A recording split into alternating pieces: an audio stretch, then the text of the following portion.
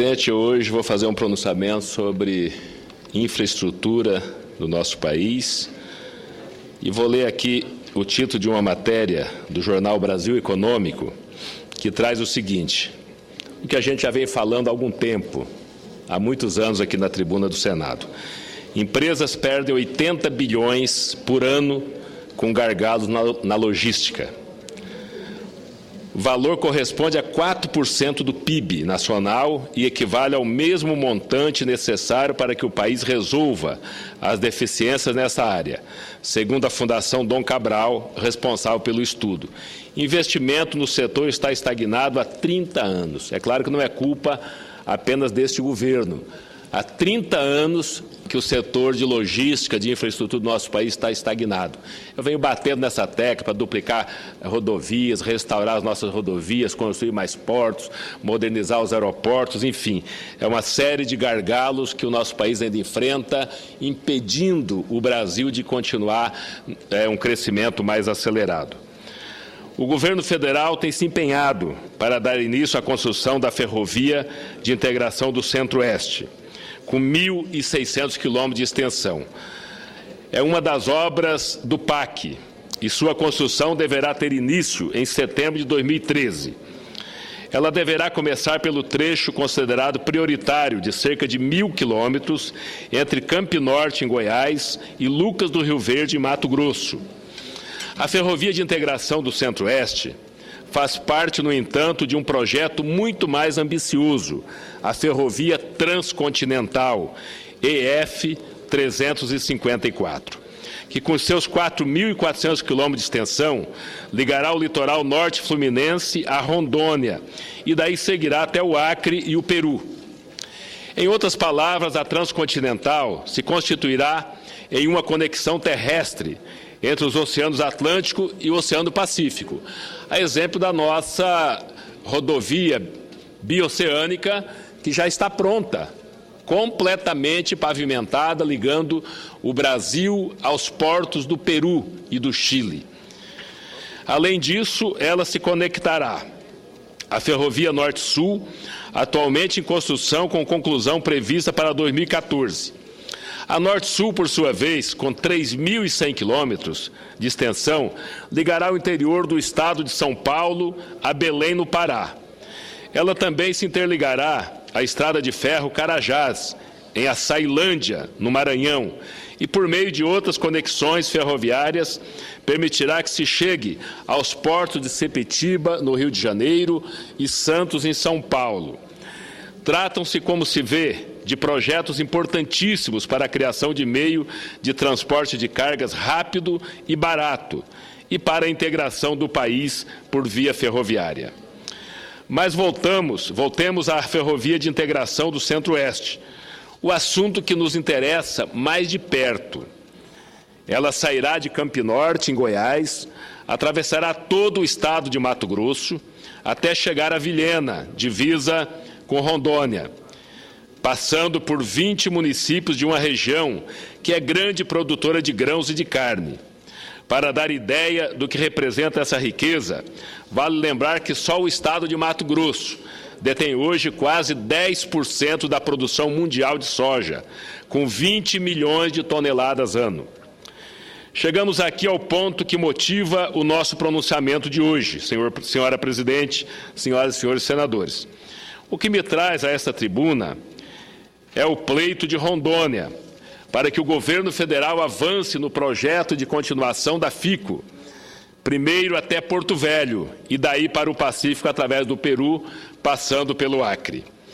Além de aproximar o nosso estado dos grandes centros do país, esse trecho da ferrovia transcontinental terá pelo menos outros dois significados muito importantes para o Brasil. O primeiro e mais óbvio deles será o encurtamento do caminho da produção nacional de carne e de soja para os mercados do hemisfério norte. Assim, os portos de Roterdã, na Holanda, e de Xangai, na China, ficarão muito mais próximos e os nossos produtos muito mais competitivos nos grandes mercados do mundo. O outro será a indução do progresso que as ferrovias têm o condão de promover. Os exemplos são muitos. Os ingleses usaram as ferrovias no processo de ocupação das suas colônias em todo o mundo. Aqui entre nós, o Estado de São Paulo, por exemplo, deve parte de sua prosperidade às ferrovias, entre as quais a famosa Noroeste do Brasil, que ligava Bauru, no centro do estado, a Santa Cruz de La Serra, na Bolívia, cortando todo o Mato Grosso do Sul. Essa ferrovia foi responsável pelo surgimento de muitas cidades no seu percurso e pela sua conexão com a capital paulista e com o Porto de Santos, tornando exportável a produção existente ao longo do seu eixo. Essa é, portanto, a nossa reivindicação, senhora presidente, a reivindicação do povo de Rondônia. Queremos nos ligar ao restante do Brasil e poder produzir para exportar para os grandes mercados consumidores do hemisfério norte. Queremos o progresso que uma ferrovia ajuda a trazer e o turismo que ela enseja numa região que cada vez mais desperta o interesse internacional. Apelamos, portanto, ao governo federal, através da presidente Dilma Rousseff, do ministro dos Transportes, Paulo Sérgio Passos, do presidente da Valec, Castelo Branco, para que sejam iniciados rapidamente os estudos para a construção do trecho Vilhena-Porto Velho, da ferrovia de integração do Centro-Oeste. Esse será um passo importantíssimo para o desenvolvimento de Rondônia, que o nosso povo certamente saberá reconhecer. Senhora presidente, senhoras e senhores senadores, tivemos ainda hoje, pela manhã, com o ministro dos Transportes e com o general Frache, diretor-geral do DENIT, com toda a sua assessoria, a bancada de Rondônia, eu, a deputada Marinha Raupp, o senador Assis Gurgas e o Assir, que se licenciou para que o seu Assis pudesse ficar aqui durante 4 meses. O deputado Marco Rogério e outros estivemos hoje pela manhã reivindicando não só essa questão da ferrovia, mas como também a restauração urgente, imediata, da BR-364, que está completamente esburacada. E aí é que faz sentido a construção da ferrovia. São mais de 1.300 carretas de soja trafegando todos os dias do Mato Grosso para o Porto de Porto Velho. A estrada pode até restaurar todos os anos, que ela não suporta, principalmente no período chuvoso, essa quantidade de treminhões, de bitrens, né, que são as carretas gigantes transportando soja por aquela rodovia. São 3 terminais portuários, da Bung, da Cargill, da MAGE, que foi a pioneira.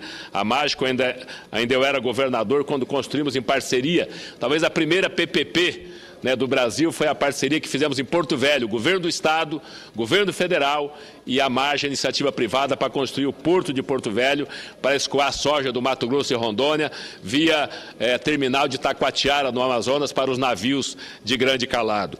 Então, a construção dessa ferrovia se faz necessária e urgente para diminuir a carga de transporte sobre a BR-364. Além da construção da ferrovia, da restauração da BR, nós estamos também começando um projeto de duplicação. Eu fiz um desafio no início do ano passado, quando a presidente Dilma assumiu a presidência da República, Dilma e Temer, numa reunião do Conselho Político no Palácio do Planalto, que o Brasil tem 60 mil quilômetros de rodovias federais, mas apenas 5 mil quilômetros de rodovias duplicadas. E uma das primeiras duplicações foi aquela lá no estado do Rio Grande do Sul, no estado de Vossa Excelência, senhor presidente, de Osório a Porto Alegre, que é um verdadeiro sucesso, a duplicação daquela rodovia, que agora se estende também na 101 por todo o Brasil. Mas nós ainda temos uma malha muito pequena de rodovia duplicada. A duplicação de rodovias vai diminuir os acidentes, vai diminuir o custo do frete, vai diminuir o consumo até de combustível.